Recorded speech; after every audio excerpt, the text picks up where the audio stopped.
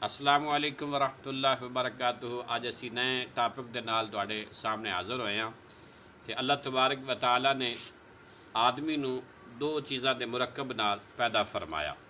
Number एक जिसम है, नंबर दो रूह है। जिसम नू भी मर्ज़ां लग जांदियां ने, जिसमानी मर्ज़ां होंदियां ने, तो इस तरीके रूह नू भी मर्ज़ां लग जांदियां ने। उन्हां मर्ज़ां विचों असी अज एक मर्ज़ उत्ते यानी गल करनी है, यानी हसद उत्ते। ते हसद उत्ते जो गल करांगे तो उनके तो पहले गल करन तो पहले तुसी यह जिहड़ी वीडियो है बनी हुई है तो इसनू गौर नाल देखना है। एक कव्वे दी ते शीशे दी आपस आमना सामना करके वीडियो बनाई गई है। तुसी इसनू वेखो, इस तो बाद आपां इहदे ते गल करने हैं।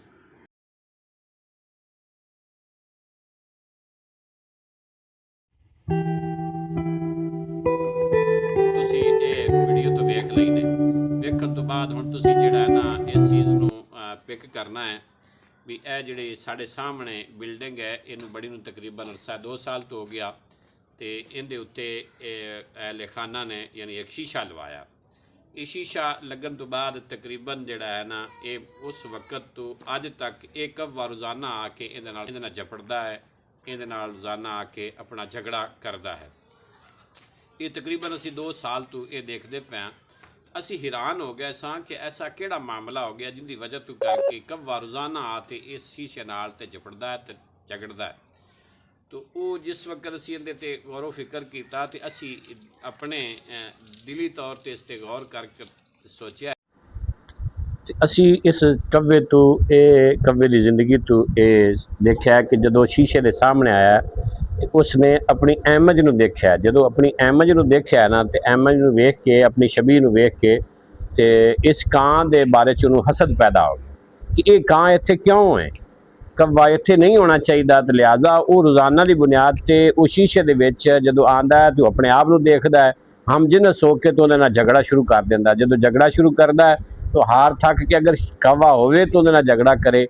लिहाजा उहदे विच इस अमल नूं वेख के तो सानूं महसूस होया कि कव्वे नूं वेख के, कव्वे नूं अपनी छवि नूं वेख के यानी नाल वेख के ते नाल हम जिन्स नूं वेख के तो उहदे विच हसद पैदा हो गया। तो लिहाजा ये हसद की बीमारी इस नूं लग गई। हसद की बीमारी की पैदा होने की वजह तो करके एक कव्वा रोज़ाना की बुनियाद पर जोड़ा है ना, रोज़ाना की बुनियाद पर फर्स्ट टाइम आके ये इत्थे आके झपटदा है तो इस शीशे नाल आके झगड़दा है। हसद इहदे यानी इनू देखदा है तो उहदे हसद पैदा हो गया। जब तक ये शीशा रहेगा उस वक्त तक एक कव्वा इवें ही करता रहेगा। जदों दा शीशा लग्या है उस वक्त तो अज तक जिहड़ा है ना कव्वे की जिंदगी विच चैन सुकून वाला मामला वो ख़त्म हो गया है। हुण जब तक ये शीशा रहेगा वो इवें मुसलसल कर, हाँ जिस दिन ये शीशा ख़त्म हो जाए उस वक्त तो बाद ये कव्वा अपना सुकून वाली ज़िंदगी बसर करेगा। जी हुण आओ असी दूसरे टॉपिक की तरफ चलीए। दूसरा टॉपिक साडा ये है कि यही मरज़ अगर किसी इंसान के अंदर पैदा हो जाए यानी हसद वाली, तो हसद एक अग है तो किसी इंसान के अंदर ये अग पैदा हो जाए हसद वाली तो वह मनसूबे रोज़ाना बनाता है कि मैं अगले बंदे नूं तबाह बर्बाद करने की कोशिश करनी, लेकिन इस तरीके का अमल नहीं होता। लेकिन वो इस रोज़ाना की बुनियाद पर एक दूसरे इंसान नूं तबाह करन दे बर्बाद करन दे मनसूबे बनाता रहता है। हालांकि इवें काम हो सकता नहीं, क्योंकि हसद जिहड़ा है वो अपने आप का नुकसान करना दा सबब बनता है, ना कि दूसरे का सबब बनता है। तो ये कव्वा मुसलसल काफ़ी अरसे तो ये अमल करता पिया सी। तो ये अमल करदे देखदे तो एक दिन उनकी चुंझ भी टुट गई सी। जदों उनकी चुंझ टुटी तो दिली तौर पर तकलीफ हो गई कि यार इसका अपना नुकसान हो गया।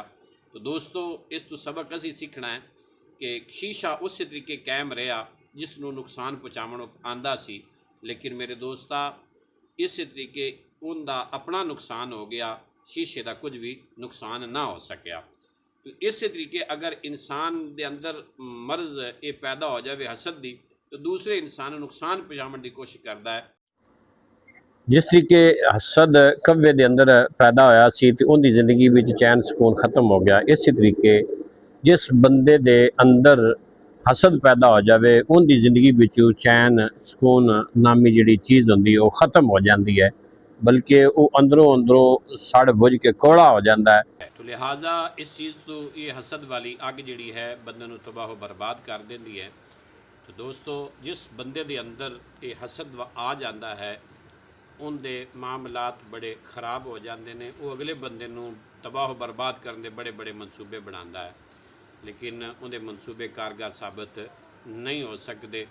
تو لہٰذا یہ حسد والی جڑی بیماری ہے اللہ پاک اس تو محفوظ فرمائے۔ تو لہٰذا سانو انہاں چیزاں تو بچنا چاہیے، جویں کہ رب العالمین نے قرآن پاک دے اندر اپنے محبوب دے متعلق ارشاد فرمایا۔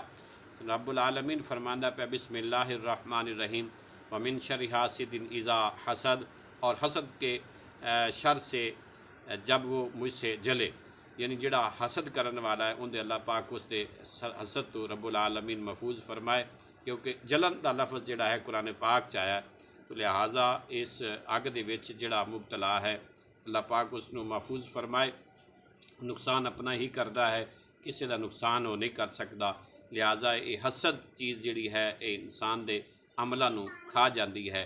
تو لہٰذا سانو نیک عمل جڑے کیتے ہوئے نے وہ سارے ضائع ہو جاندے نے۔ لہٰذا اس ویڈیو دے وچوں اس کوے تو سانو ثبوت یہ ہویا کہ سانو اس تو سبق سیکھنا چاہیے کہ اسی حسد تو بچ جائیے۔ شیشہ کوے دے مطابق حسد والا کام کر رہا سی، لیکن نقصان ہوندا اپنا ہویا۔ اے دوست، اے انسان، اگر تو حسد کردا پیا اس تو باز آ جا، اس دا نقصان تو اپنا کر رہا نہ کہ تو کسی دا نقصان کریں گا۔